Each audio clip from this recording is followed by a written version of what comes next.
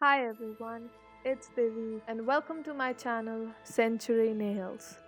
Today I'm going to make Frankenstein because it's Halloween. So let's start with it. First, apply base coat on your nail to protect them from staining and let it dry. Then paint all your fingernails with light green color nail polish and let it dry completely.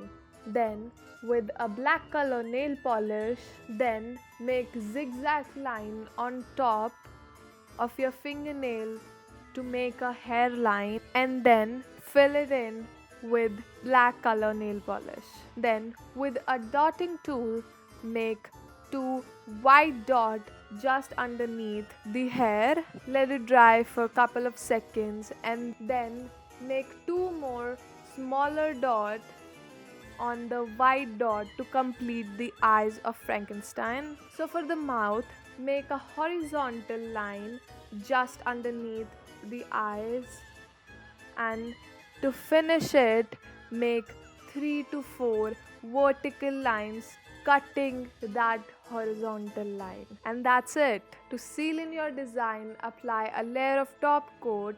Thank you for watching. I'll see you next time. Till then, bye bye. And don't forget to like, share, and subscribe to my channel. And happy Halloween!